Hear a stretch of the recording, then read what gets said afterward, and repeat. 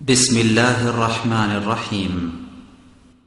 নবীর প্রেমে পাগল বনে মুখে দাড়ি রাখে না, কোরআন হাদিসের পথে চলে না, পীর ধরে ভণ্ড বাবা। ওহো নবীর প্রেমে পাগল বনে মুখে দাড়ি রাখে না, কোরআন হাদিসের পথে চলে না, পীর ধরে ভণ্ড বাবা।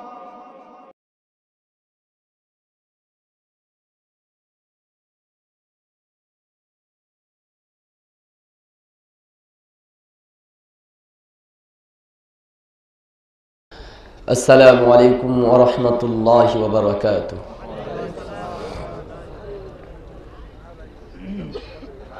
আলহামদুলিল্লাহি ওয়াহদা ওয়াসসালাতু ওয়াসসালামু আলা মান লা নাবিয়্যা বা'দা। আউযু বিল্লাহি মিনাশ শাইতানির রাজীম। ইয়া আইয়ুহাল্লাযীনা আমানুত্তাকুল্লাহা হাক্কা তুকাতিহি ওয়া লা তামুতুন্না ইল্লা ওয়া আনতুম মুসলিমুন। قال الله تعالى في آية أخرى فاعلم أنه لا إله إلا الله.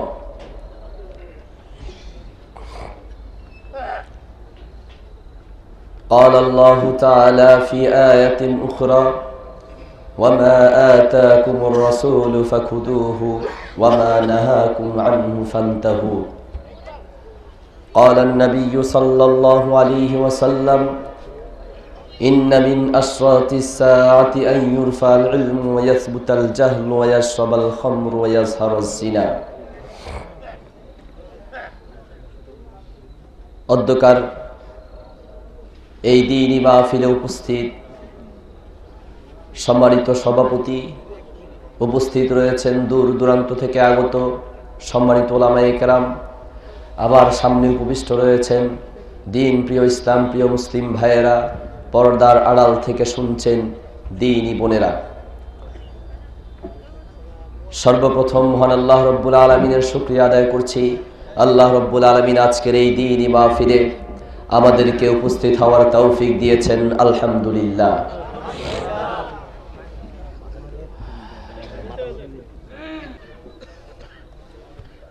দুরূদ ও সালাম বর্ষিত হোক সর্বযুগের সর্বশ্রেষ্ঠ নবী মুহাম্মদুর রাসূলুল্লাহ সাল্লাল্লাহু আলাইহি ওয়াসাল্লামের উপরে।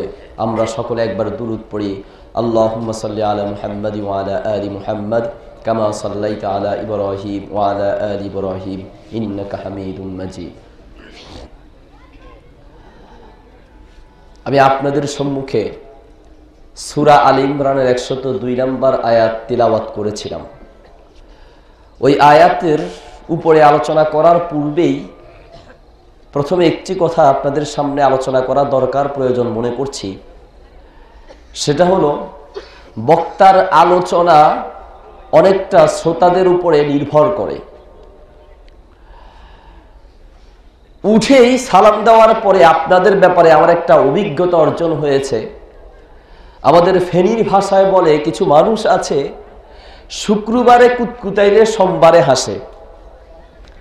তার মানে আজকে শুক্রবারে সালাম দিয়েছি, জবাবটা সোমবারের আশায় রেখে দিয়েছেন, এমন কিছু মানুষ আছে বলে মনে হচ্ছে। অবস্থা যদি এই হয় তো আলোচনা করে কিন্তু কোনো মজাই পাবো না। রাত এমন অবস্থা হয়েছে, প্রত্যেকের চোখেই কিছু কিছু ঘুমের ভাব রয়েছে।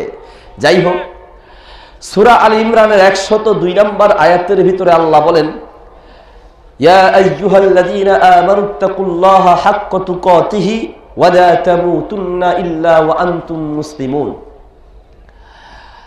হে পৃথিবীর মানুষ, যারা ঈমান এনেছো, তোমরা আল্লাহকে ভয় করো আর মুসলমান না হয়ে মৃত্যুবরণ করো না। যেহেতু পৃথিবীর সমস্ত জাতের মানুষ একটি কথাকে মন প্রাণ দিয়ে বিশ্বাস করে, এই পৃথিবীতে বহু মানুষ রয়েছে যারা কোরআনের কিছু আয়াত বিশ্বাস করে আর কিছু বিশ্বাস করে না। কেউ আল্লাহকে বিশ্বাস করে, কেউ করে না। কেউ পরকালকে বিশ্বাস করে, কেউ করে না। কেউ নবী মুহাম্মদুর রাসূলুল্লাহ সাল্লাল্লাহু আলাইহি ওয়াসাল্লামকে বিশ্বাস করে, আবার কেউ করে না। কোরআনের কিছু আয়াত বিশ্বাস করে আর কিছুকে বিশ্বাস করে না। হাজারো রঙের ঢঙের চিন্তার চেতনার মানুষ এই পৃথিবীতে আছে, তবে একটি কথাকে তাম পৃথিবীর সমস্ত জাতের মানুষ মন প্রাণ দিয়ে বিশ্বাস করে। সেই কথাটি আল্লাহ কোরআনুল কারীমের সূরা আল ইমরান 185 নম্বর আয়াত, সূরা আম্বিয়ার 35 নম্বর আয়াত, সূরা আনকাবুতের 57 নম্বর আয়াতের ভিতরে স্পষ্ট জানিয়ে দিয়েছেন, কুল্লু নাফসিন যায়কাতুল মাউত, পৃথিবীর প্রত্যেকটা প্রাণীকেই মৃত্যুর স্বাদ গ্রহণ করতেই হবে। প্রত্যেকটা প্রাণীকে অবশ্যই নিশ্চিত মৃত্যুর স্বাদ গ্রহণ করতে হবে। এই কথা মুসলমানরা যেমন বিশ্বাস করে, অমুসলমানরাও বিশ্বাস করে, ঠিক কিনা? তাহলে আমরা যারা এখন উপস্থিত আছি, আমরা সবাই মরবো এটা বিশ্বাস করি। কে কে মরবেন না হাত দেখান। সবাই মরবেন? কে কে মরবেন একটু হাত দেখান তো। মাশাআল্লাহ, হাত নামান। তাহলে আমি ছাড়া মোটামুটি সবাই হাত তুলেছেন। আমি যদি বলি আমি মরবো না, বিশ্বাস করবেন? আমি যদি যুক্তি দিয়ে বুঝিয়ে দিতে পারি যে আমি মরবো না, বিশ্বাস করবেন? যদি কোরআনের দলিল দিয়ে বুঝাই দিতে পারে আমি মরবো না, বিশ্বাস করবেন? কোরআন দিয়ে বুঝালে বিশ্বাস করবেন না। আমি মরবো না, আল্লাহর কসম মরবো না। কেন মরবো না? আমি যদি মরি আত্মহত্যা হবে, এরকম আত্মহত্যার মতো মহাপাপ আমি করবো না, এই জন্য আমি মরবো না, তবে বাঁচবো না। সূরা আলে ইমরানের 145 নম্বর আয়াতের ভিতরে আল্লাহ বলেন, ওয়ামা কানা লিনাফসিন আন তামুতা ইল্লা বিইজনিল্লাহি কিতাবাম মুআজ্জালা, এই পৃথিবীর কোন প্রাণীর পক্ষে সম্ভব হবে না আন তামুতা, মৃত্যুবরণ করা। কেউ মরবে না ইল্লা বিইজনিল্লাহ, তবে আল্লাহ মারবে। অসুস্থ হয় ঢাকা যায়, ভালো চিকিৎসা করে, ভালো না হলে বিদেশে যায়, বিভিন্ন দেশে দেশে ঘুরে চিকিৎসা নেয়। মরার জন্য না বাঁচার জন্য? বাঁচার জন্য। তাহলে কেউ মরতে চায় না। সূরা নিসার 78 নম্বর আয়াতে আল্লাহ বলেন, আইনামা তাকুনু ইউদরিকুমুল মাউতু ওয়ালাউ কুনতুম ফি বুরুজিম মুসাইয়াদা, আইনামা তাকুনু, যেখানেই তোমরা থাকো না কেন, ইউদরিকুমুল মাউতু, মৃত্যু তোমাকে পাকড়াও করবেই করবে, নিশ্চিত করবে, অবশ্যই করবে। ওয়ালাউ কুনতুম, যদিও তোমরা থাকো ফি বুরুজিম মুসাইয়াদা, শক্ত কোনো পাথরের ভিতরে লুকাও, যেন মৃত্যু তোমাকে পাকড়াও করতে না পারে। আল্লাহ বলে ইউদরিকুমুল মাউতু, সেখান থেকেও তোমাকে মৃত্যু টেনে বের করবে, তুমি মৃত্যু থেকে বাঁচতে পারবা না। তাহলে আমরা মরবো না, মরলে আত্মহত্যা হবে। আমরা মরবো না, তবে আমাদেরকে মারবে। কে মারবে? আল্লাহ মারবে। সুতরাং যেহেতু আল্লাহ আমাদেরকে মারবেন, আল্লাহ মৃত্যু দিবেন, আমরা বরণ করে নিব। আল্লাহ মৃত্যু দিবেন, আমরা মৃত্যু বরণ করব। এই বিশ্বাস যেহেতু পৃথিবীর প্রত্যেকটা মানুষের ভেতরেই আছে, এই জন্য আল্লাহ বলেন লা তামুতুন্না, খবরদার, যেহেতু মরবাই মরবা, অবশ্যই মরবা, ইল্লা আনতুম মুসলিমুন, মুসলমান না হয়ে মরো না, মরার আগে মুসলমান হয়ে যাও। মুসলিম জাতি এই দেশের, এই সমাজের, এই এলাকার প্রত্যেকটা মানুষই যারা নিজেদেরকে মুসলিম বলে দাবি করে, অধিকাংশ মানুষই মুসলিম কাকে বলে নিজেই জানে না। সে মনে করেছে মুসলিম মানে আমার বাপ মুসলমান ছিল, আমার দাদা মুসলমান ছিল, আমি মুসলমানের ঘরে জন্ম নিয়েছি, আমিও একজন মুসলমান। এইরকম ধারণা অনেকেরই আছে। আমি বলতে চাই, বাপদাদা মুসলমান হওয়ার কারণে যদি মুসলমান হওয়া যায়, তাহলে নূহ আলাইহিস সালামের পুত্র কেনান, সেও মুসলমান, ফেরাউনও মুসলমান, কারণ ফেরাউনের আদি পিতাকে আদম আলাইহিস সালাম, নবীর ছেলে। কথা ঠিক কিনা? বাপ মুসলমান হলেই মুসলমান হওয়া যায় না। আবার হুজুর কি বলেন, বাপদাদা মুসলমান যদি এই যুক্তিতে না হয়, তাহলে ছোটবেলায় যে মুসলমানি করিয়েছে, ওই যে চামড়া কেটে ফেলে দিয়েছে, খতনা, খতনার নাম আমরা বলছি মুসলমানি। একটা মানুষ মুসলমানি হলে কয়েকটা মুসলমান হয়ে গেছে, এতদিন পর্যন্ত তুই বেটা মুসলমান হও নাই, এখন মুসলমানির পরে পাক্কা মুসলমান হয়ে গেছো। শিরিক আর বেদাত কুফরি যা ছিল, ওই চামড়া কাটার সাথে সাথে সব শেষ। এই হলো আমাদের মুসলিমদের পরিচয়। আর একটু ভালো যারা বুঝেন, তারা মনে করেন যে না, কই ওই যে লা ইলাহা ইল্লাল্লাহ বলেছি, ওই যে আশহাদু আল্লা ইলাহা ইল্লাল্লাহু ওয়া আশহাদু আন্না মুহাম্মাদার রাসূলুল্লাহ বলেছি, এই তো বললাম, সকালবেলা গিয়ে ছোটবেলায় মক্তবে গিয়ে পড়েছি, বাস মুসলমান তো হয়ে গেলাম। এইভাবে খালি পড়লেই মুসলমান হওয়া যায় না। ছোটবেলায় যখন পড়তেছিলাম, আমাদের এলাকাতে একটা হিন্দু ছেলে ছিল। আমাদের থেকে ভাইল দিয়ে খাওয়ার জন্য সে মাঝে মধ্যে এসে বলতো যে একটা চা খাওয়াবি, একটা পুরি খাওয়াবি, একটা সিঙ্গারা খাওয়াবি, বিনিময়ে তোদের আমি কালিমাটা পড়ে দিব। মানে সে বহুত কষ্টে কালিমাটা শিখছে, এখন খালি ভাইল দিয়ে খাওয়ার একটা বুদ্ধি বের করেছে। এখন দেখলেই কয় এই দেখ তোদের কালিমা আমি পড়ে দিলাম, বিনিময়ে কি খাওয়াবি, তাড়াতাড়ি খাওয়া। তো ওই হিন্দু যে এদিকে মূর্তি পূজাও ঠিক আছে, এইদিকে শিরক সবই ঠিক আছে, মাঝখান দিয়ে কালিমা যে একটা পড়ে আমাদেরকে বুঝ দিল, আসলে কি মুসলমান হয়ে গেল? হয় নাই। সূরা মুহাম্মদের 19 নম্বর আয়াতের ভিতরে আল্লাহ বলেন ফালাম আন্নাহু লা ইলাহা ইল্লাল্লাহ। মুসলিম শোনো, তুমি যে লা ইলাহা ইল্লাল্লাহ বলছো তার পূর্বে জেনে নাও তুমি কি বলছো, কি রয়েছে এই কালিমার ভিতরে। এই কালিমা পড়লে একটা মানুষের সমস্ত শিরক বিদআত আর কুফরি মাফ হয়ে যায়। শত শত দিনের, হাজার দিনের, শত শত মাসের সমস্ত গুনাহ থেকে মাফ পেয়ে যায়, সারা বছরের সমস্ত গুনাহ থেকে মুক্ত হয়ে যায়, জাহান্নাম থেকে বেঁচে যায় এই একটি কালিমার মাধ্যমে। কি রয়েছে এই কালিমার মধ্যে? নিশ্চয়ই এমন কিছু রয়েছে যার কারণে রাসূল সাল্লাল্লাহু আলাইহি ওয়াসাল্লাম সারা জীবন চেষ্টা করেও আবু জেহেল আর আবু তালেবের মুখ থেকে কালিমা বের করতে পারেনি। কারণ তারা বুঝেছে কালিমা পড়ার মানে কি, তারা বুঝেছে কালিমা পড়লেই আমি আর আমার মনে যেভাবে চায় সেভাবে চলতে পারবো না। আমরা এই দেশের মাটিতে যত মুসলমান রয়েছি, কিছু মুসলমান তো বুঝে, বেশিরভাগ মুসলমানই নামকা ওয়াস্তে মুসলমান, আসলে কালিমা যে পড়ে মুসলমান হলো ওই কালিমাটাই সে বুঝে নাই। যে ইসলামের দাবি করছে ওই ইসলামও বুঝে নাই, যে মুসলমানিত্বের দাবি করছে মুসলমান কাকে বলে, মুসলিম কাকে বলে সেটাও সে বুঝে নাই। এইরকম বহু মানুষ এই সমাজের ভিতরে রয়েছে। বুঝার জন্য বলছি শুনুন, সূরা মুহাম্মদের 19 নম্বর আয়াতে আল্লাহ বলেন ফালাম আন্নাহু লা ইলাহা ইল্লাল্লাহ। তুমি যে লা ইলাহা ইল্লাল্লাহ বলছো তুমি জেনে নাও কি বলছো। দৃষ্টান্ত স্বরূপ বলি, আপনাদের দেশে বিয়ে শাদী হয়, আপনাদের কথায় মনে হয় এই দেশের মানুষ কি জিব্রাইলের খালতো ভাই না মিকাইলের চাচতো ভাই, বুঝতাম না কিছু, কোনো কথা নাই কেন, এই কি অবস্থা? কথা বলতে হবে মুসলমান। বলছি আপনাদের দেশে কি বিয়ে শাদী হয় কিনা? তো বিয়েতে কি করে? বিয়ে পড়ায় যিনি, তিনি বলেন অমুক গ্রামের অমুকের মেয়েকে এত টাকা মোহরানার মাধ্যমে অমুক গ্রামের অমুকের ছেলের হাতে সোপর্দ করলাম। তখন জামাই মিয়া নরমে হোক, সরমে হোক আর গরমে হোক কি বলে? কবুল, আলহামদুলিল্লাহ, কবিলতু, আলহামদুলিল্লাহ গ্রহণ করলাম। এই কবুল আর আলহামদুলিল্লাহ বলার কারণে কি হয়?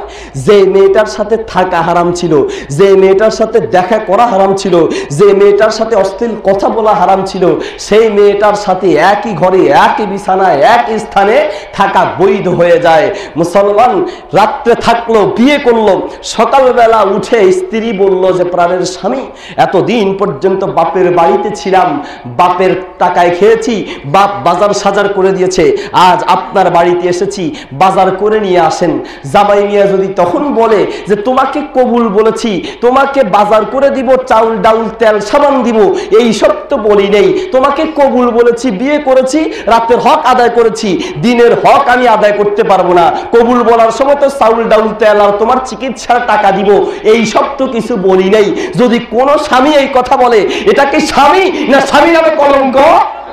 স্বামী নামে কলঙ্ক। কারণ তুমি যখন কবিলতু বলেছো, কবুল করলাম বলেছো, এর ভিতরেই চাল তেল ডাল সাবান, মানে মৃত্যুর আগ পর্যন্ত স্ত্রীর যত চাহিদা তোমাকে পূরণ করতে হবে। মুসলমান এই কথাটা আমরা ভালো করে বুঝি। স্ত্রী কবুল করার পরে স্ত্রীর সকল চাহিদা পূরণ করি। স্ত্রী যদি একটা সাবান আনতে বলে দুটা আনার চেষ্টা করি, একটা শাড়ি আনতে বললে এক জোড়া আনার চেষ্টা করি, একটা ক্রিম আনতে বললে হাফ ডজন আনার চেষ্টা করি। স্ত্রীর সকল চাহিদা পূরণ করতে হয়, এটা বুঝি। মুসলমান কবুল বলার পরে মৃত্যুর আগ পর্যন্ত স্ত্রীর সকল হুকুম মানতে হয়, স্ত্রীর চাহিদা পূরণ করতে হয়, এই কথা বুঝতাম। কিন্তু আমি যখন লা ইলাহা ইল্লাল্লাহ বললাম, এরপর থেকে মৃত্যুর আগ পর্যন্ত আমার মনে যেভাবে চায় আমি সেইভাবে চলতে পারবো না, বরং আল্লাহ যেভাবে আমাকে হুকুম করেন সেইভাবেই চলতে হবে। এটাই হচ্ছে কালিমার অর্থ, বলা ঠিক কিনা? যখন আমি বলেছি মুহাম্মাদুর রাসূলুল্লাহ, তখন থেকে মৃত্যুর আগ পর্যন্ত আমি আমার মন যেভাবে চায় সেইভাবে আমি চলতে পারবো না, বরং মুহাম্মাদুর রাসূলুল্লাহ 4-5 দিন পরেনি সাল্লাল্লাহু আলাইহি সাল্লাম, মুহাম্মাদুর রাসূলুল্লাহ সাল্লাল্লাহু আলাইহি ওয়াসাল্লাম যেই পদ্ধতি আমাকে শিক্ষা দিয়েছেন ওই পদ্ধতিতেই আমাকে চলতে হবে।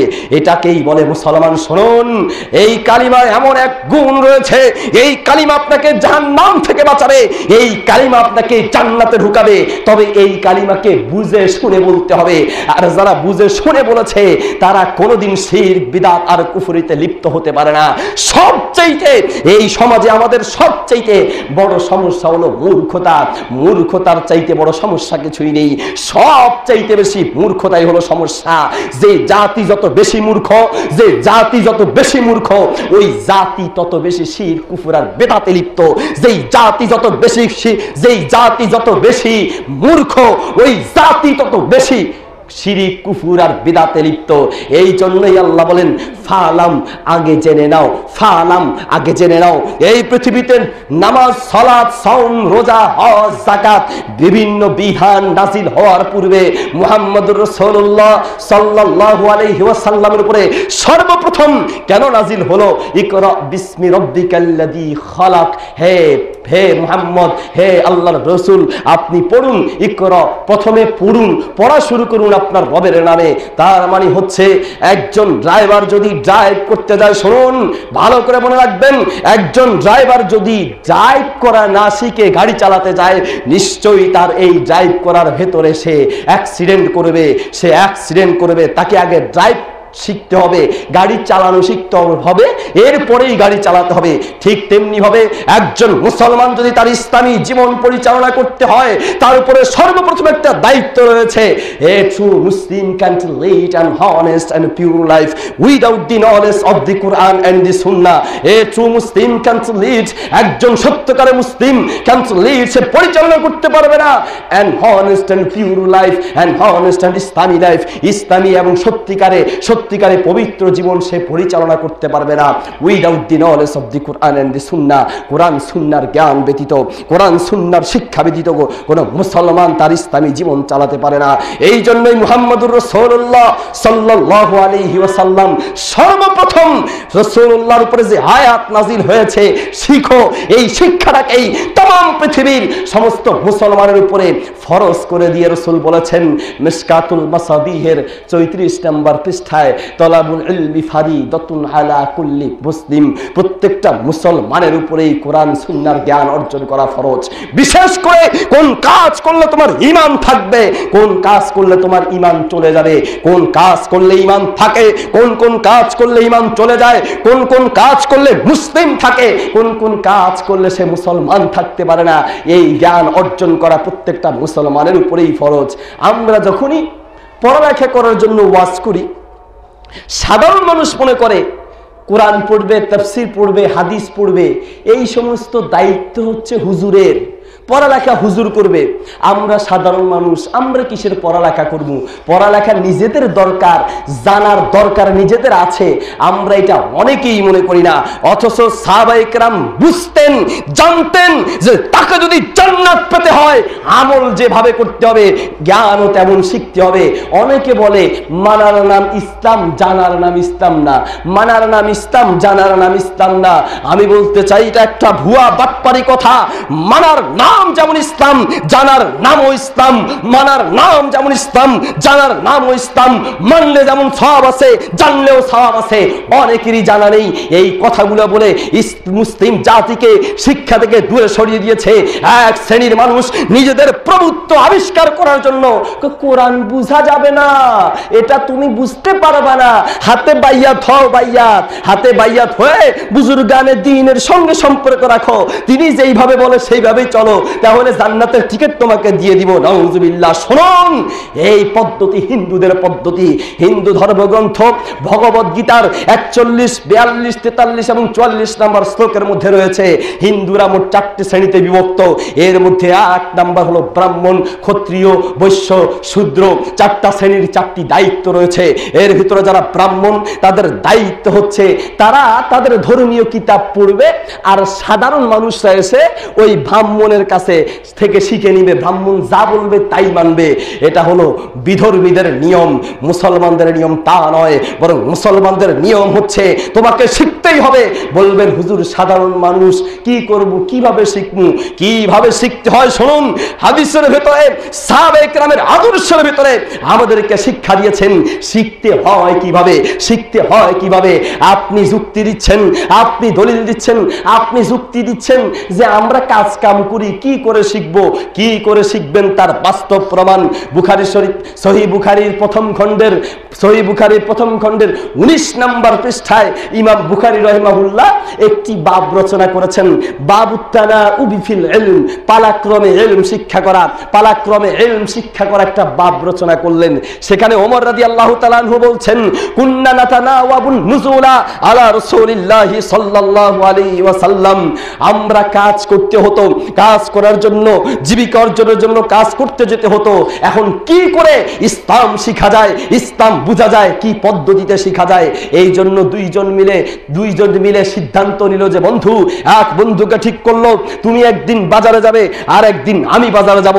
তুমি যেই দিন কাজ করতে যাবে আমি সেই দিন রাসূলুল্লাহ সাল্লাল্লাহু আলাইহি ওয়াসাল্লামের কাছে থাকবো, আর আমি যেই দিন কাজে যাব সেই দিন তুমি রাসূলুল্লাহর কাছে থাকবে।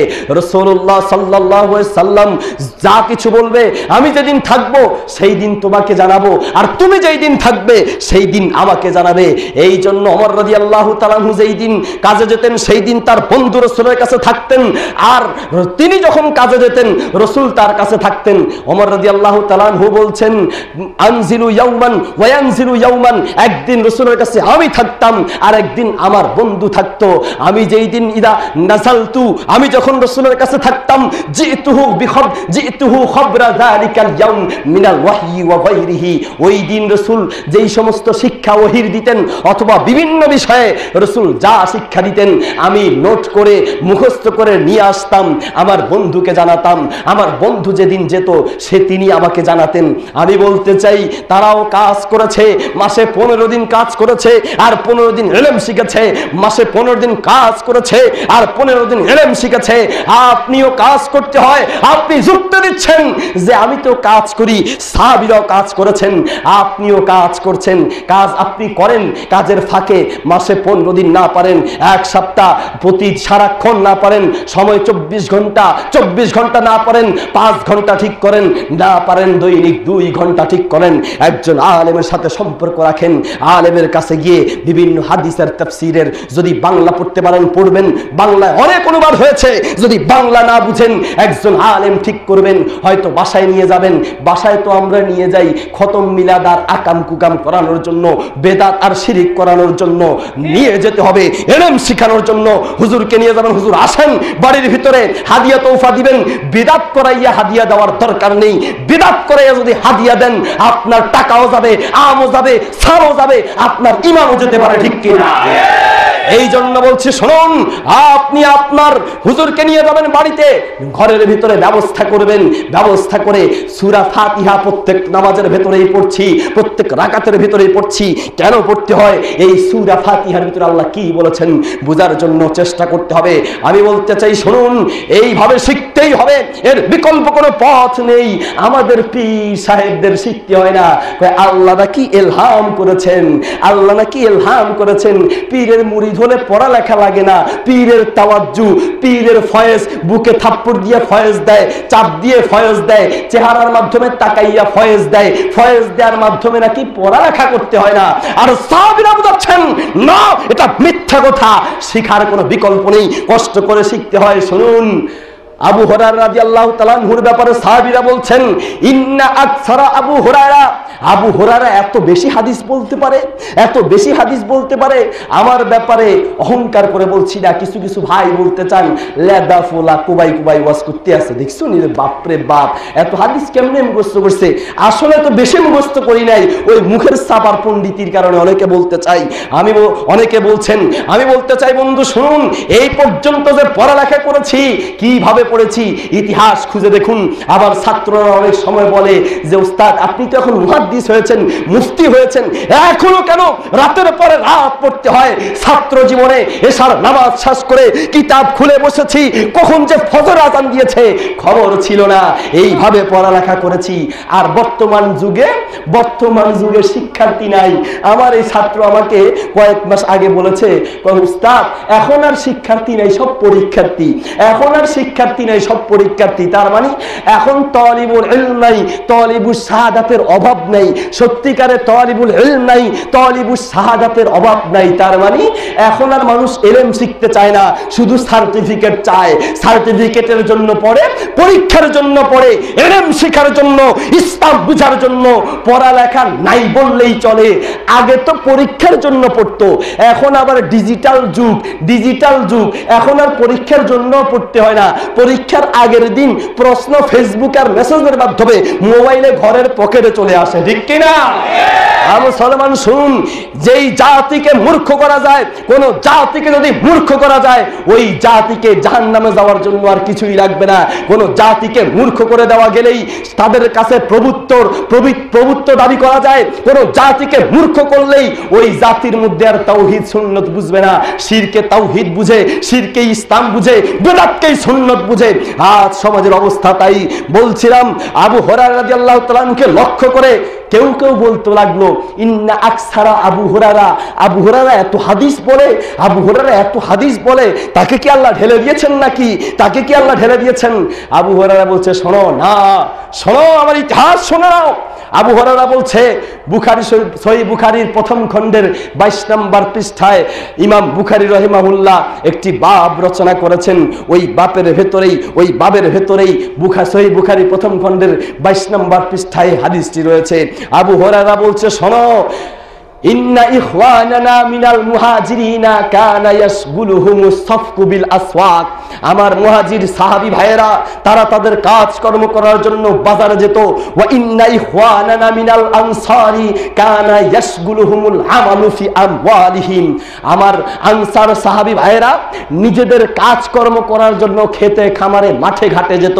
ওয়া ইন্না আবা হুরায়রা ইয়ালজামু রাসূলুল্লাহি সাল্লাল্লাহু আলাইহি ওয়াসাল্লাম। মুহাজির সাহাবীরা কাজকর্মে করতে বিভিন্ন জায়গায় যেত, মুহাজির সাহাবীরা যেত, আনসার সাহাবীরা যেত। আর আবু হুরায়রা একমাত্র ইয়ালজামু রাসূলুল্লাহ, সব সময় আল্লাহর রাসূলের পাশে বসে থাকতাম। রাসূল যেই হাদিস বলতেন সেটাই মুখস্থ করতাম। বিশবিল বাতনিহি, খেয়ে না খেয়ে খাবার পাইনি, পেটের ক্ষুধায় যন্ত্রণায় ছটফট করেছি, এরপরে রাসূলের দরবার ছাড়িনি, ইলম শিক্ষার পথ ছাড়িনি। এটাই হচ্ছে মুসলমানের পথ, এটাই হলো সাহাবীদের শিক্ষা। আপনি যুক্তি দিচ্ছেন আমি সাধারণ মানুষ। শুনুন, আপনাকে বলছি, মুসলমান দাবি করলে আপনাকে ইলম শিখতেই হবে। হ্যাঁ, বড় মুফতি, মুহাদ্দিস আর মুফাসসির না হতে পারেন, তবে ইসলাম মানার জন্য, মুসলিম হিসেবে বেঁচে থাকার জন্য যেই ইলম জানা প্রয়োজন সেটা জানতেই হবে। বিশেষ করে ঈমান রক্ষার জন্য তো আপনাকে জানতে হবেই হবে, অবশ্যই জানতে হবে। অমুসলিম জাতি, ভালো করে মনে রাখবেন, যে জাতি যত বেশি মূর্খ, ওই জাতির ভিতরে তত বেশি শিরক আর বিদআত লিপ্ত হয়ে আছে। যখন সত্যিকারে আলেম থাকবে না, আজকে সমাজের ভিতরে বহু পণ্ডিত আছে যারা পণ্ডিতি দিয়ে ওয়াজ করে চলে যাচ্ছে। আসলে এলেমের আইনও নাই, এলেম বলতে কিছুই নেই। আরেকজনের ওয়াজ মুখস্থ করে ওয়াজ করে চলে যায়, আরেকজনের ওয়াজ মুখস্থ করে ওয়াজ করে চলে যাচ্ছে। জাল হাদিস আর জয়ীফ হাদিস, জাল হাদিসের ছড়িয়ে দিয়ে মুসলিম সমাজকে ধ্বংস করে দিচ্ছে। ইবনে ওমর রাদিয়াল্লাহু তাআলা আনহু প্রশ্ন করছেন মিশকাতুল মাসাবিহের 37 নম্বর পৃষ্ঠায়, মা ইয়াহদিমুল ইসলাম, বলতে পারো ইসলামকে ধ্বংস করে কোন জিনিস? বলতে পারো ইসলামকে ধ্বংস করে কোন জিনিস? তখন তিনি বললেন, জাল্লাতুল আলিম, জিল্লাতুল আলেম, আলেমের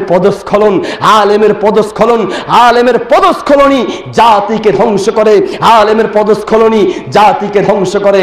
মুহাম্মদুর রাসূলুল্লাহ সাল্লাল্লাহু আলাইহি ওয়াসাল্লাম ইবনে মাজার 283 নম্বর পৃষ্ঠায় বলেন, বলেন, ইন্না মিম্মা তাখাওয়াফু আলা উম্মতি আইম্মাতান মুদিল্লিন, আমি ভয় করছি আমার উম্মত ধ্বংস হয়ে যাবে, আমি ভয় করছি আমার উম্মত ধ্বংস হয়ে যাবে। কিভাবে? আইম্মাতান মুদিল্লিন, ভণ্ড আলেমেরা, মূর্খ আলেমেরা এই জাতিকে ধ্বংস করবে, মূর্খ আলেমেরা মুসলিম জাতিকে ধ্বংস করবে। তাই বলছি কারোর উপর ভরসা করবেন না, ইসলামকে নিজে পড়ে বুঝে তারপরে মানার চেষ্টা করুন। আপনি কার কথা শুনছেন, কার কথা মানছেন, সে তো মুখস্থ বলে দিয়ে চলে যাচ্ছে। আপনার ভিতর যদি যাচাই বাছাইয়ের আগ্রহ সৃষ্টি না হয় তাহলে আপনিও পথভ্রষ্ট হতে পারেন। আল্লাহ রাসূল সাল্লাল্লাহু আলাইহি ওয়াসাল্লাম বলেছেন এই জাতি কি করে ধ্বংস হবে তার দৃষ্টান্ত দিয়েছেন।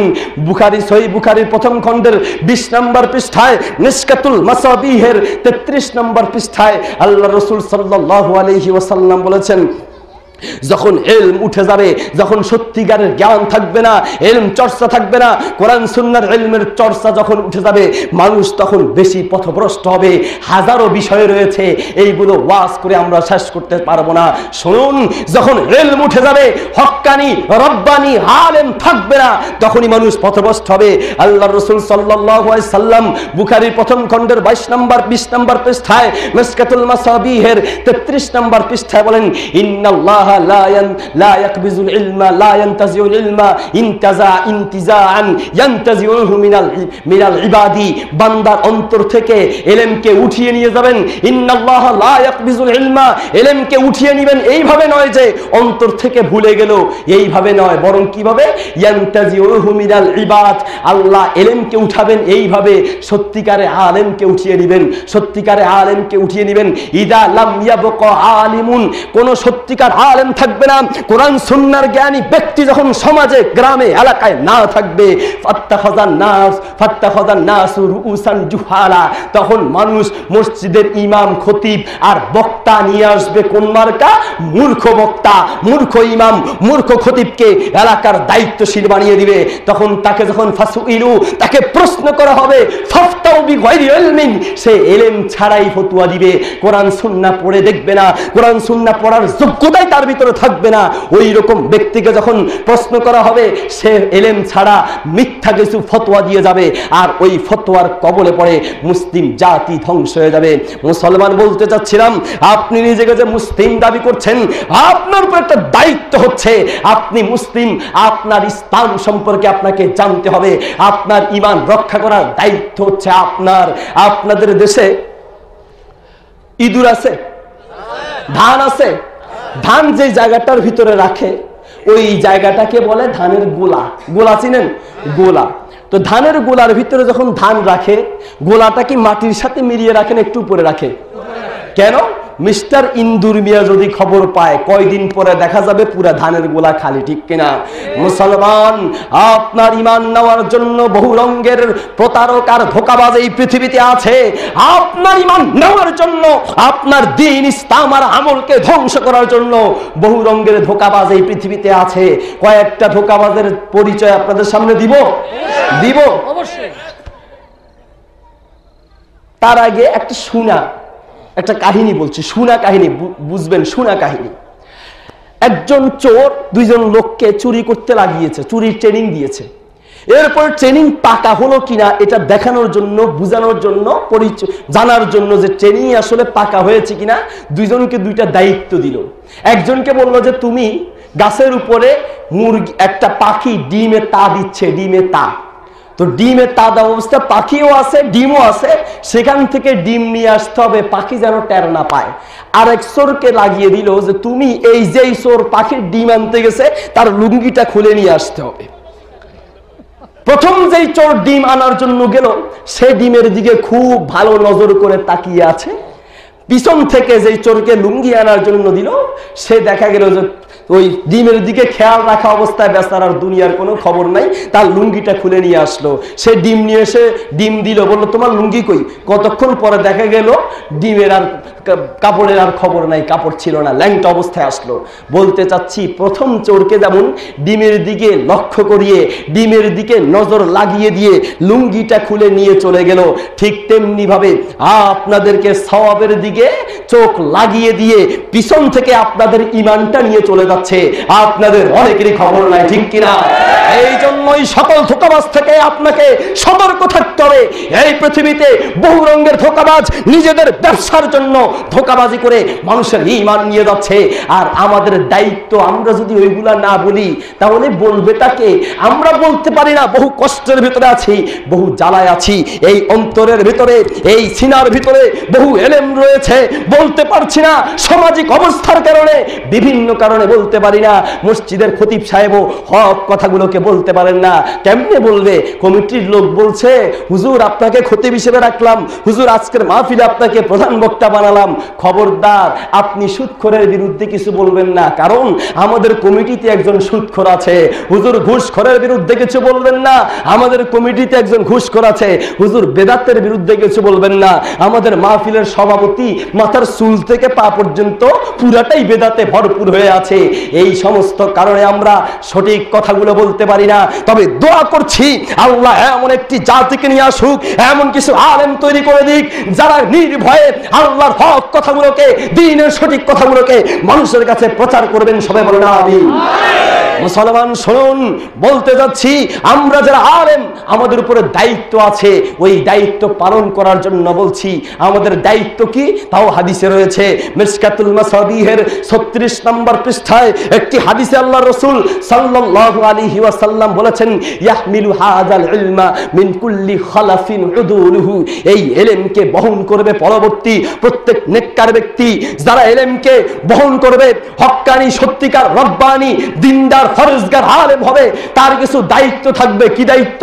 ইয়ানফুনা আনহু তাহরিফাল গালিন, তারা বিরুদ্ধবাদীদের যে অপব্যাখ্যা কোরআনের ভিতরে করেছে, হাদিসকে নিয়ে করেছে, দ্বীনকে নিয়ে করেছে, ইসলামকে নিয়ে বিরুদ্ধবাদীরা যে সমস্ত অপব্যাখ্যা করেছে, ওয়া ইনতিহালাল মুবতিলিন, এবং বাতিল পন্থীরা যে ভুল ব্যাখ্যা করেছে, ওয়া তাযিলাল জাহিলিন, এবং মূর্খরা যে ভুল ব্যাখ্যা অপব্যাখ্যা করেছে ইসলামকে নিয়ে, এই সমস্ত অপব্যাখ্যা দূর করা নেককার, ফরজগার, দিনদার, মুত্তাকি আলেমের দায়িত্ব।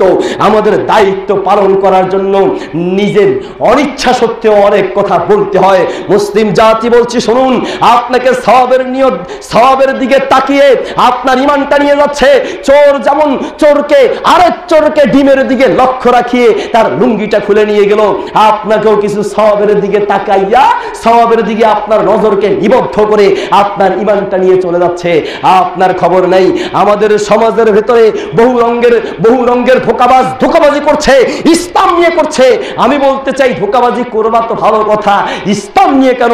দুনিয়ার বহু রঙের ধোঁকাবাজি আছে, ওই সমস্ত ধোঁকাবাজি চলো না। এই সমাজে তাবিজ নিয়ে বহু রঙের ধোঁকাবাজি আছে কিনা? মুসলমান, তাবিজ দিয়ে কত রঙের ধোঁকাবাজি। দাম কত? কয় 1001 টাকা। 1 টাকা কেন? কয় 1 টাকা যদি বেশি রাখা হয় তাহলে আর বাঙালি মুলাইতে পারবে না। 1000 টাকা বললে মুলানোর সুযোগ আছে, 1001 টাকা বললে আর মুলানোর সুযোগ নাই। আবার দামও বলে না, কয় এটা হলো হাদিয়া, হাদিয়া হলো 1001 টাকা। এই সব হলো ধোঁকাবাজ। শুনুন, রাসূলুল্লাহ সাল্লাল্লাহু আলাইহি ওয়াসাল্লামের জামানায় সাহাবায়ে কেরাম অসংখ্য ঘর তুলেছেন। কোন একটা ঘর তোলার সময় ঘর বন্ধ করার নামে যে বেদাত সমাজে প্রচলিত আছে, একটা পদ্ধতিও রাসূলের জামানায় ছিল না। বুখারী শরীফের প্রথম খণ্ডের 371 নম্বর পৃষ্ঠায়, সহিহ মুসলিম দ্বিতীয় খণ্ডের 77 নম্বর পৃষ্ঠায়, মিশকাতুল মাসাবিহের 27 নম্বর পৃষ্ঠায় আল্লাহ রাসূল সাল্লাল্লাহু আলাইহি ওয়াসাল্লাম বলেন, মান আহদাসা ফি আমরিনা হাযা মা লাইসা মিনহু ফাহুয়া রাদ্দুন। এই পৃথিবীতে কোনো একটা ইবাদত করা হলো, কোনো একটা সওয়াবের কাজ করা হলো, ধর্মের নামে কিছু আবিষ্কার করা হলো, এটা যদি আল্লাহর পক্ষ থেকে সাপোর্ট না থাকে, মুহাম্মদুর রাসূলুল্লাহ সাল্লাল্লাহু আলাইহি ওয়াসাল্লামের পক্ষ থেকে সাপোর্ট না থাকে, ফাহুয়া রাদ্দুন, তা পরিত্যাজ্য, ফাহুয়া রাদ্দুন, তা পরিত্যাজ্য। শোনো, তোমার জীবনটা আল্লাহর হুকুম আর নবীর তরিকায় হতে হবে। আল্লাহর হুকুম আর নবীর তরিকার ভিতরে ঘর বন্ধ করার কোন পদ্ধতি আছে কিনা একটু খুঁজে দেখো। রাসূলের জামানায় লোক মরেছে, সাহাবারা মরেছেন, বহু সাহাবী মরেছেন, বহু লোক, বহু মুসলিম মরেছেন। কোন একটা মুসলিমের 4 দিন না খাওয়ার ব্যবস্থা করছে, কোন একটা মুসলিমের 40 দিন না খাবারের ব্যবস্থা করছে। এখন নাকি ব্যবসা ভালো হয়, এর জন্য 15 দিন না খাবারেরও ব্যবস্থা চালু হয়েছে। নাউজুবিল্লাহ। মুসলিম জাতি এই সবগুলা দেখিয়ে আপনার টাকা নিয়ে যাচ্ছে, আর কিছুই হচ্ছে না। আবার বিভিন্ন দেশে আছে, একটা লোক যখন মারা যায় এরপরে সে যখন নামাজ পড়ে নেই, নামাজের কাজা দেওয়া হয়। কাজা কি দিয়ে? যত ওয়াক্ত নামাজ না পড়েছে তত ওয়াক্ত নামাজের হিসাব করে সেইগুলার টাকা আমাদের দেশের কিছু হুজুরেরা নিয়ে যাচ্ছে। আমি হুজুর সাহেবকে বলতে চাই, আমি ওই ভাইকে বলতে চাই, যিনি আপনি টাকা দিচ্ছেন, কেন দিচ্ছেন? এই টাকা দিয়ে নামাজের কোনো হিসাব, নামাজের একটা হিসাবও মাফ হতে পারে না। রাসূলুল্লাহ সাল্লাল্লাহু আলাইহি ওয়াসাল্লামের জামানায় বহু মুসলিম মৃত্যুবরণ করেছেন। কোন মুসলিমের জানাজার ক্ষেত্রে হোক নামাজ মাপের জন্যই ব্যবস্থা ছিল না, ঘর বন্ধ করার কোনো ব্যবস্থা ছিল না, মরা তিজা 40 4 দিন না কোনো খাবারের কোনো ব্যবস্থাই ছিল না। এই সবগুলো দেখিয়ে আপনার পকেট থেকে টাকা নিয়ে যাচ্ছে, এছাড়া আর কিছুই হচ্ছে না। আমাদের দেশে বলে ফানানি। ফানানি মানে কি? একটা গরু যখন বাছুর হয়, বাছুরটাকে দুধের সাথে একটু ঢুস খাওয়ায়, এরপরে যখন দুধ ছাড়া শুরু হয়, দুধ যখন পড়া শুরু হয়, তখন বাছুরটাকে টান দিয়ে নিয়ে আসে। কি রে, বাছুরটাকে দিল দুধ খাওয়ার জন্য, আবার টান দিল কা? তোরে দিছি ফানানোর জন্য, খাবো তো আমি। ফানাবি তুই, খামু কি আমি। ঠিক তেমনি ভাবে কোরআনকে আমরা এখন ব্যবসার পুঁজি ফানাইতে লাগাইয়ে দিছি, ইসলামকে ব্যবসার পুঁজি লাগিয়েছি, আসলে খাইবো মোল্লারা, ঠিক কিনা? তবে বলতে চাই, শুনুন, সব আলেম ওলামা এইরকম না। কিছু আলেম ওলামা আলেমের নামধারী মসজিদে চুরি করতে যায়, কিছু জুতা চোর আছে, মুসল্লিও যায়। এখন যে জুতা চুরি করার জন্য মাথায় টুপি দিয়ে মসজিদে গেল, সে কি মুসল্লি না জুতা চোর? জুতা চোর মুসল্লির বেশ ধরেছে। যারা ইসলামকে ব্যবসা বানিয়েছে, বেদাত আর শিরক কুফরি মানুষের ভিতরে ঢুকিয়ে দিয়ে ইসলাম নিয়ে ছিনিমিনি খেলছে, এরা আসলে আলেম নয়, এরা হলো রুউসান জুহালা, এরা সবাই হলো মূর্খ। কিনা মুসলমান, আপনাদেরকে বলতে যাচ্ছি, শুনুন, ইয়াহমিলু হাযাল ইলমা মিন কুল্লি খলাফিন উদুলহু। নেককার ব্যক্তিরাই এই ইসলামকে, এই ইলমটাকে নিয়ে নিবে, এই ইলম গ্রহণ করবে, আর তাদের দায়িত্ব থাকবে কি? তাদের দায়িত্ব থাকবে ইয়ানফুনা আনহু তাহরিফাল গালিন ওয়া ইমতিহানাল মুবতিলিন ওয়া তা'যীলাল জাহিলিন। মূর্খ ব্যক্তিদের যেই সমস্ত অপব্যাখ্যা রয়েছে, ওই অপব্যাখ্যাগুলোকে দূর করে দিবে সমাজ থেকে, ওই অপব্যাখ্যার বিরুদ্ধে মানুষের সামনে বলবে। এটাই হলো আলেমের দায়িত্ব। আব্দুল কাদের জিলানী রাহিমাহুল্লাহ অনেক বড় আলেম ছিলেন, তার নাম নাকি ওযু ছাড়া নেওয়া যায় না। আল্লাহর নাম ওযু ছাড়া নেওয়া যায়, আল্লাহর নাম ওযু ছাড়া নেওয়া যায়। মুহাম্মদুর রাসূলুল্লাহ সাল্লাল্লাহু আলাইহি ওয়াসাল্লামের নাম ওযু ছাড়া নেওয়া যায়। আব্দুল কাদের জিলানী রাহিমাহুল্লাহর নাম নাকি ওযু ছাড়া নিলে পশম ফুলে পড়ে যায়। এই সবই হলো মূর্খতা। মুসলিম জাতি এই সমস্ত মূর্খতা থেকে আমাদেরকে বাঁচতে হবে। বলতে চাচ্ছিলাম, আপনি মুসলিম, আপনার উপরে দায়িত্ব হচ্ছে কোন কোন কাজ করলে ঈমান থাকে, কোন কোন কাজে ঈমান চলে যায়, এই সমস্ত বিষয় আমাদের জানা প্রত্যেকটা মুসলমানের উপরে দায়িত্ব রয়েছে। ওই সমস্ত দিকে আমাদেরকে অবশ্যই লক্ষ্য রাখতে হবে। শুনুন, এই পৃথিবীর বুকে আপনার ঈমান নেওয়ার জন্য বহু রঙের ষড়যন্ত্র চলছে। ওই সমস্ত ষড়যন্ত্র থেকে আপনাকে হুঁশিয়ার থাকতে হবে। নিজেকে কোরআন সুন্নাহর জ্ঞান অর্জন করতে হবে, পাশাপাশি নিজের ছেলে সন্তান আর স্ত্রীদেরকেও কোরআন সুন্নাহর জ্ঞান অর্জন করার জন্য চেষ্টা করাতে হবে। কিন্তু আফসোস আর দুঃখের বিষয় হচ্ছে, সহিহ বুখারী প্রথম খণ্ডের 18 নম্বর পৃষ্ঠায়, তিরমিজির দ্বিতীয় খণ্ডের 44 নম্বর পৃষ্ঠায় আল্লাহ রাসূল সাল্লাল্লাহু আলাইহি ওয়াসাল্লাম একটি হাদিস বলেছেন, ইন্না মিন আশরাতিস সাআতি আইয়ুরফাল ইলমু ওয়া ইয়াসবুতাল জাহলু ওয়া ইয়াশরাবাল খামরু ওয়া ইয়াসারাজ জিনা। কিয়ামতের পূর্বে এই পৃথিবী ধ্বংস হয়ে যাবে, কিয়ামত সংগঠিত হবে, এই পৃথিবী ধ্বংস হবে। তার আলামত হচ্ছে মানুষের ভিতরে কোরআন সুন্নাহর জ্ঞান থাকবে না। মানুষের ভিতরে কোরআন সুন্নাহর জ্ঞান যখন উঠে যাবে, মনে রাখবে তখন এই পৃথিবী ধ্বংস হয়ে যাবে। মানুষের ভিতরে যখন কোরআন সুন্নাহর জ্ঞান থাকবে না, মুসলিম জাতির ভিতরে যখন কোরআন সুন্নাহর জ্ঞান থাকবে না, ইলম যখন উঠে যাবে, মনে রাখবে তখন পৃথিবী ধ্বংস হবে, কিয়ামত সংগঠিত হবে। পৃথিবী ধ্বংস হওয়ার আলামত হচ্ছে ইন্না মিন আশরাতিস সাআতি আইয়ুরফাল ইলমু, কোরআন সুন্নাহ উঠে যাওয়া, কোরআন সুন্নাহর জ্ঞান উঠে যাওয়া, এটাই হচ্ছে পৃথিবী ধ্বংস হওয়ার আলামত। আজ পৃথিবীতে এত হারে মূর্খতা বেড়েছে, যা বলার কোনো উপায় থাকে না। ইমাম বুখারী রাহিমাহুল্লাহ বুখারী শরীফের প্রথম খণ্ডের 16 নম্বর পৃষ্ঠায় একটি বাব রচনা করেছেন, আল ইলমু ক্বাবলাল কওলি ওয়াল আমাল। আল ইলমু ক্বাবলাল কওলি ওয়াল আমাল, যে কোনো আমল করার আগে, যে কোনো কথা মুখ দিয়ে বের করার আগে তুমি একটু জেনে নাও যে তুমি কি বলছো না বলছো, কি বলছো না বলছো। আজকে মুসলমানদের কথা কারবার কাজে মনে হয় না যে আসলে কেরা মুসলমান। আপনার সন্তান মুসলমানের সন্তান, আপনি নিজে মুসলমান, আপনার ছেলেকে আপনি ইসলাম শিক্ষা দেওয়ার কথা, কিন্তু কোন শিক্ষায় শিক্ষিত করছেন? সব জায়গায় ধোঁকাবাজি দিচ্ছেন। ছেলে যদি সুন্দর একটা হয়, প্রিন্সের মতো, চায়নার মতো, নায়কের মতো দেখা যায়, তো হুজুর দোয়া করিয়েন, এই ছেলেটাকে নিয়ত করছি তারে ব্যারিস্টার বানামু, ডাক্তার বানামু, ইঞ্জিনিয়ার বানামু। আর হুজুর দোয়া করিয়েন, এই যে ছেলেটা চোখে কম দেখে, কথা ভালো বলতে পারে না, দেখতে সুন্দর নাই, এটারে নিয়োগ করছি মাদ্রাসায় দিমু। ভালোটা দিবে কোথায়? কলেজ, ভার্সিটি আর ইউনিভার্সিটিতে। আর যেটা কিছুই জানে না, যেটা দেখতে ভালো লাগে না, সুন্দর নাই, ব্রেন ভালো নেই, ওইটার ব্যাপারে নিয়োগ করে যে হুজুর দোয়া করিয়েন, এটারে নিয়োগ করছি মাদ্রাসায় দিমু। সব হলো ধোঁকাবাজি। মুহাম্মদুর রাসূলুল্লাহ সাল্লাল্লাহু আলাইহি ওয়াসাল্লাম ইবনে মাজার 292 নম্বর পৃষ্ঠায় বলেন, সায়াতি আলান নাসি সানাওয়াতুন খাদ্দাত, এই পৃথিবীতে এমন একটি সময় আসবে যেই সময় মানুষ শুধু ধোঁকাবাজি করে যাবে, মানুষ শুধু ধোঁকাবাজি করে যাবে। শুনুন, পৃথিবীর মানুষকে ধোঁকা দেওয়া যায়, আল্লাহকে ধোঁকা দেওয়া যায় না। পৃথিবীর মানুষকে ধোঁকা দেওয়া যায়, আল্লাহকে ধোঁকা দেওয়া যায় না। কত রঙের ধোঁকাবাজ এই পৃথিবীতে আছে। হজ করতে যাবে তো কিছু ভিডিও ম্যান আগ থেকে ঠিক করে রাখে, হজ করতে গেলে হজ করতে যাচ্ছে, কাবা চুবা দিচ্ছে, হাজরে আসওয়াদ চুবা দিচ্ছে, তাওয়াফ করছে, এটা আবার ভিডিও করে নিয়ে এসে বিভিন্ন মিডিয়ায় প্রচার করে যে আমি একজন হাজী সাহেব। ঠিক কিনা? মুসলমান এই সব ধোঁকাবাজ, এই সবই হচ্ছে ধোঁকাবাজ। আজকে সমাজের ভিতরে ধোঁকাবাজের কোনো অভাব নেই। হাফেজ ইবনে হাজার আসকালানী রাহিমাহুল্লাহ একটি আরবি কিতাব লিখেছেন, নাম দিয়েছেন আল ইস্তিদাদ লিয়াউমিল মাআদ। ওই কিতাবটার ভিতরে তিনি একটি হাদিস উল্লেখ করেছেন। হাদিসটা আমি সার্চ দিয়ে খুঁজে দেখেছি, তার সনদ সম্পর্কে লা আ'লামু আন সানাদিহি, সনদ সম্পর্কে জেনে শেষ করতে পারিনি, তাই দৃষ্টান্ত স্বরূপ বলছি। আবু যর রাদিয়াল্লাহু তাআলা আনহুকে লক্ষ্য করে বলা হচ্ছে, আখলিসিল আমালা ফাইন্নান নাকিদা বাসীর, তুমি তোমার আমলকে একনিষ্ঠভাবে করো, কারণ তোমার আমল যিনি পরীক্ষা করবেন তিনি অত্যন্ত সূক্ষ্মদর্শী আল্লাহ। দুনিয়ার মানুষের চোখ ফাঁকি দেওয়া যায়, আল্লাহর চোখকে ফাঁকি দেওয়া যায় না। দুনিয়াতে কি করছো? যাকাতের সময় আসতে পরে যাকাতের কিছু লুঙ্গি নিয়ে আসে, 150 টাকা লুঙ্গি বদিলাও যা পরে না, 150 টাকার লুঙ্গি আর 200 টাকার শাড়ি এনে মানুষের মধ্যে বিলিয়ে দিয়ে বুঝিয়ে দিতে চায় যে আমিও বড় দানবীর। এই সব হচ্ছে ধোঁকাবাজি, এই সব হচ্ছে ধোঁকাবাজি।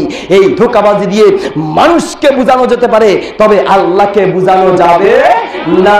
মুসলমান বলতে যাচ্ছি, আল্লাহ রাসূল সাল্লাল্লাহু আলাইহি, আল্লাহ পাক রব্বুল আলামিন সূরা বাকারার 9 নম্বর আয়াতে আল্লাহ বলেন, ইউখাদিউনাল্লাহ, এই পৃথিবীতে কিছু মানুষ আছে তারা আল্লাহকে ধোঁকা দিতে চায়। এই পৃথিবীতে কিছু মানুষ আছে তারা আল্লাহকে ধোঁকা দিতে চায়। এই পৃথিবীতে কিছু মানুষ আছে যারা আল্লাহকে ধোঁকা দিতে চায়। বলতে পারেন আল্লাহকে মানুষ কিভাবে ধোঁকা দিতে চায়? তার বহু পদ্ধতি আছে, বহু নিয়ম আছে, বহু পদ্ধতিতে মানুষ আল্লাহকে ধোঁকা দিচ্ছে। শুনুন, মসজিদের ভিতরে ঢুকে তখন কিছু মানুষ আছে তাদের প্যান্টটাকে বটে মসজিদে গিয়ে, মসজিদ থেকে বের হওয়ার পরে আবার প্যান্ট যেমনি তেমনি খুলে দেয়। মসজিদে ঢুকে আল্লাহকে দেখালো, আল্লাহ আমি তোমার একবার নবীর আশেক, নবীর মহব্বতের দাবিদার, আমি তোমার নবীকে খুব ভালোবাসি, নবীর আদেশ মতো প্যান্টটাকে উপরে বটে দিলাম। আর মসজিদ থেকে বের হয়ে কি আল্লাহ দেখেন না? মুসলমান, এটাও একটা ধোঁকাবাজি। অথচ আল্লাহর রাসূল সাল্লাল্লাহু আলাইহি ওয়াসাল্লাম মিশকাতুল মাসাবিহের 243 নম্বর পৃষ্ঠায়, মিশকাতুল মাসাবিহের 243 নম্বর পৃষ্ঠায়, সহিহ মুসলিম প্রথম খণ্ডের 71 নম্বর পৃষ্ঠায় একটি হাদিস বলেছেন, সালাসাতুন লা ইউকাল্লিমুহুমুল্লাহু ইয়াউমাল কিয়ামাতি, কিয়ামতের ময়দানে 3 জন ব্যক্তির সাথে আল্লাহ কথা বলবেন না। ওয়ালা ইয়ানজুরু ইলাইহিম, তাদের দিকে তাকাবেন না। ওয়ালা ইউযাক্কিহিম, তাদেরকে ক্ষমা করবেন না। ওয়ালা হুম আযাবুন আলীম, আর তাদের জন্য রয়েছে যন্ত্রণাদায়ক শাস্তি। এই 3 প্রকারের লোক কারা?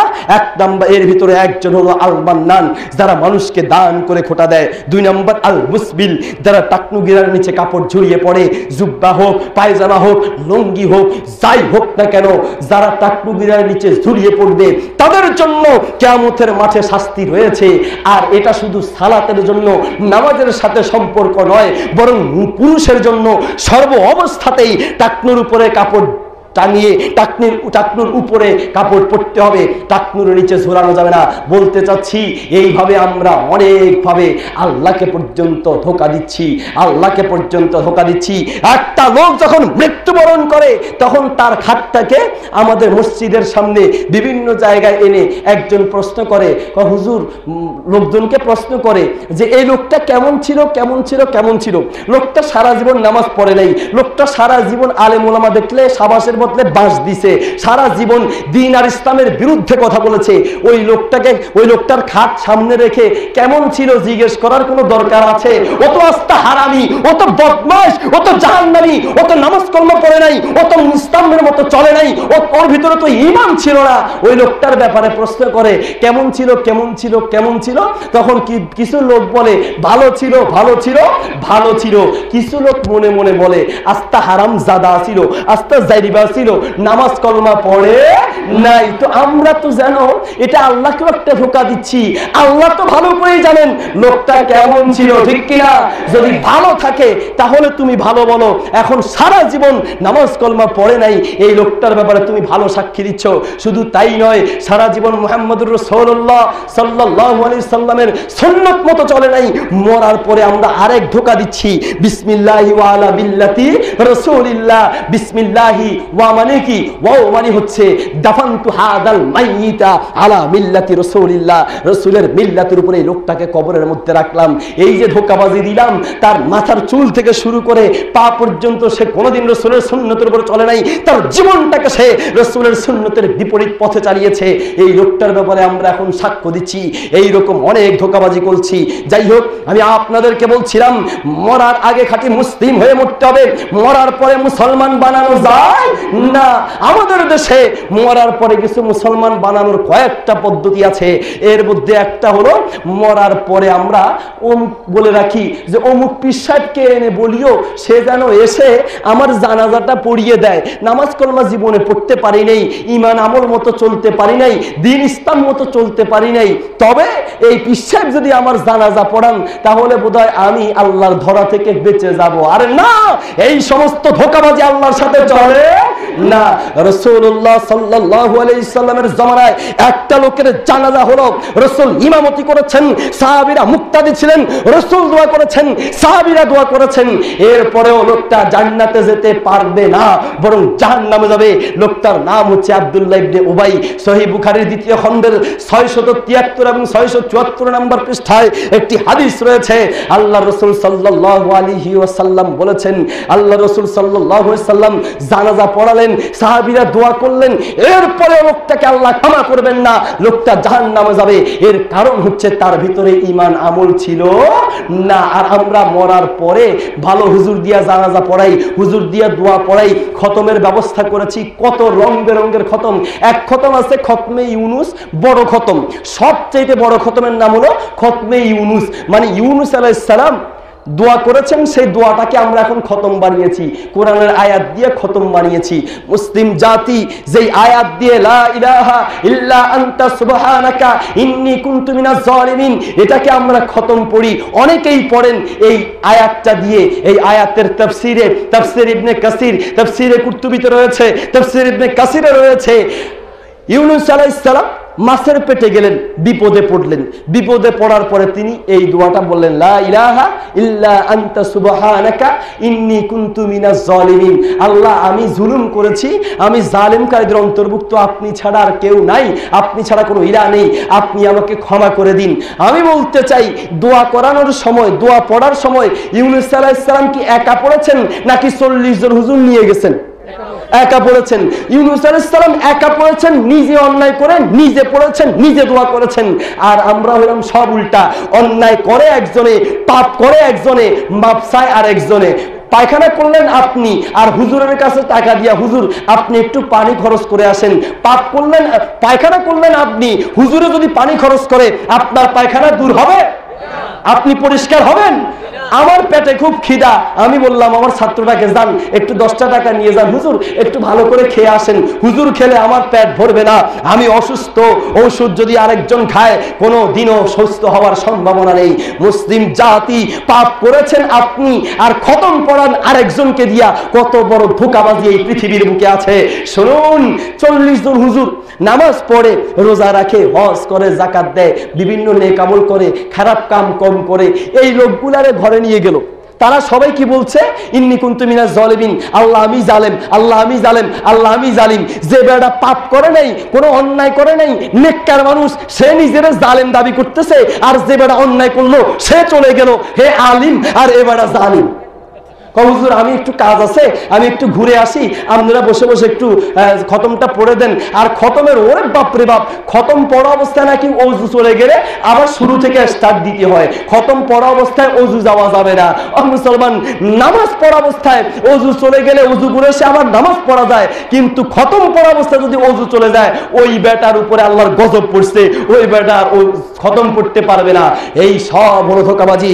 বলতে যাচ্ছে, শুনুন, আপনার ঈমান নেওয়ার জন্য বহু রঙের ধোঁকাবাজ এই পৃথিবীতে আছে। এই জন্য আপনি কোরআন সুন্নাহর জ্ঞান অর্জন করার চেষ্টা করুন, নিজে শেখার চেষ্টা করুন।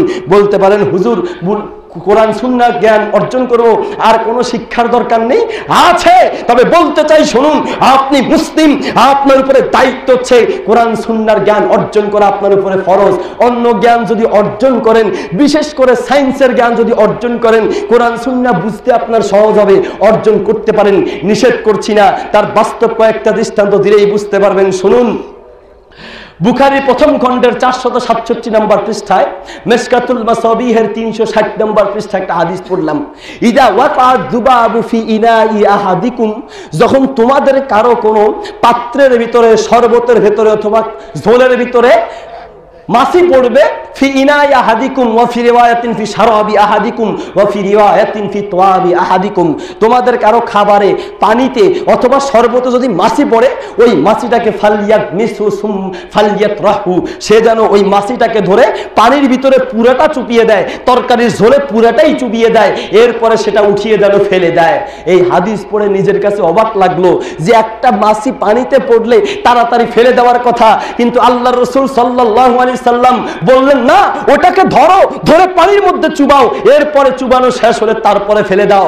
আপনার কাছে জিনিসটা বোকামি মনে হতে পারে, আপনার কাছে মনে হতে পারে যে এটা তো একটা পাগলামি, এটা একটা বোকামি, কিন্তু যারা এই সমস্ত আধুনিক বিজ্ঞান, চিকিৎসা বিজ্ঞান, প্রাণী বিজ্ঞানের ব্যাপারে অভিজ্ঞতা আছে, তারা বলেন, না, এটাই ঠিক, এটাই সত্য, এটাই উত্তম, এটাই সঠিক পদ্ধতি। তার বাস্তব দৃষ্টান্ত কিং আব্দুল আজিজ ইউনিভার্সিটির ডক্টর ওয়াজেহ নামক একজন ডক্টর, তিনি এই মাসির এই হাদিসটাকে নিয়ে গবেষণা শুরু করে পরীক্ষা করলেন।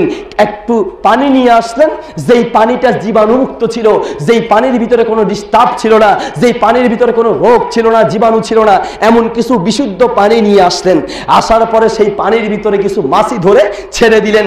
ছাড়ার পরে মাছিগুলো উঠিয়ে পানিগুলো পরীক্ষা করলেন। পরীক্ষা করে দেখলেন যেই পানির মধ্যে কোনো রোগ ছিল না, কোনো জীবাণু ছিল না, সেই পানির ভিতরে এত জীবাণু রয়েছে, এই পানিগুলো যদি মানুষ খায় মানুষের রোগ হবে, এই পানিগুলো মানুষ খেলে মানুষের শরীরের ভিতরে জীবাণু ঢুকবে। তাহলে এখন কি অবস্থা হলো? এরপরে তিনি রাসূলের হাদিস মতো ফালিয়াকমিসু, আবার মাছগুলোকে ধরে নিয়ে এসে যেই পানিতে জীবাণু ছিল ওই পানির মধ্যে চুবিয়ে ধরলেন, ওই পানির মধ্যে পুরাটাই চুবিয়ে দিলেন। কিছুক্ষণ পরে পানি পরীক্ষা করে দেখলেন যেই পানিতে একটু আগে জীবাণু ছিল, ওই পানিতে মাছি চুবানোর কারণে আবার সেই সমস্ত রোগ জীবাণু দূর হয়ে গেল। আপনি বলতে পারেন কিভাবে হলো? রাসূলুল্লাহ সাল্লাল্লাহু আলাইহি ওয়াসাল্লাম বললেন, এর কারণ হচ্ছে বুখারী প্রথম খণ্ডের 467 নম্বর পৃষ্ঠায়, মিশকাতুল মাসাবিহের 360 নম্বর পৃষ্ঠায়, ইন্না ফি আহাদি জানাহাইহি শিফাআন ওয়া ফিল আখিরি দাআন ওয়া ফি রিওয়ায়াতিন ইন্না হাদা জানাহাইহি শিফাউন ওয়াল আখিরু দাউন। মাছের দুইটা ডানা থাকে। আপনাদের নারায়ণগঞ্জ, রূপগঞ্জ আর দেবই এলাকার মানুষের মাছের ভিতরে ডানা কয়টা থাকে? দুইটা থাকে। কেমন? দুইটা থাকে। এক ডানার ভিতরে রোগ থাকে, আর এক ডানার ভিতরে ঔষধ থাকে। এক ডানার ভিতরে রোগ থাকে, জীবাণু থাকে, আরেক ডানায় ঔষধ থাকে।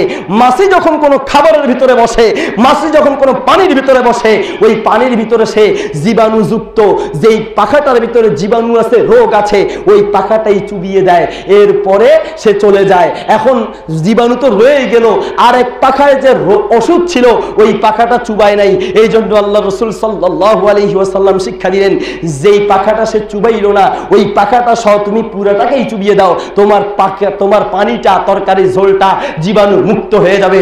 আমি বলতে যাচ্ছি, শুনুন, রাসূলুল্লাহ সাল্লাল্লাহু আলাইহি ওয়াসাল্লামের সুন্নাহ অনুসরণের মধ্যেই আমাদের জন্য কল্যাণ নিহিত রয়েছে। বুঝুন বা না বুঝুন, এর মধ্যেই কল্যাণ রয়েছে। বুঝুন বা না বুঝুন, এর মধ্যেই কল্যাণ রয়েছে। কোরআন সুন্নাহর জ্ঞান অর্জন করার পাশাপাশি যদি আধুনিক চিকিৎসা বিজ্ঞান বা বিজ্ঞানের জ্ঞান অর্জন করা যায়, কোরআন সুন্নাহ বুঝতে ততই সহজ হয়। আধুনিক বিজ্ঞানের শিক্ষা যতই সহজ হচ্ছে, কোরআন সুন্নাহর জ্ঞান অর্জন করা ততই বেশি আমাদের জন্য উপকারী হচ্ছে, সহজ হচ্ছে। কিন্তু বড় আফসোসের বিষয় হচ্ছে, আমরা শিক্ষার প্রয়োজনই মনে করছি না। আমি মনে করছি আমি মুসলিম, আমার বাপ মুসলিম, আমি মুসলিম, আমি তো গরুর গোশত খাই, খেতে খেতে শুয়ে যাই, শোয়ার থেকে উঠে আবার খাই, মাথা ঘুরালে আচার খাই, না কমলে ডাক্তারের কাছে যাই, তারপরেও খাই, এরপরেও খাই। সুতরাং আমি পাক্কা মুসলমান। তোমার গরুর গোশত খাওয়া দিয়ে মুসলমান, ওই মুসলমান জান্নাতে যাবে না। মুসলিম হওয়ার জন্য কালিমা বুঝে শুনে পড়তে হবে, আর ইসলাম মতো নিজের জীবনকে চালাতে হবে। তুমি যখন লা ইলাহা ইল্লাল্লাহ বলেছো, তারপর থেকে আল্লাহকেই একমাত্র ইলাহ মানতে হবে, আল্লাহকেই একমাত্র হুকুমদাতা, আল্লাহকে একমাত্র মাবুদ মানতে হবে।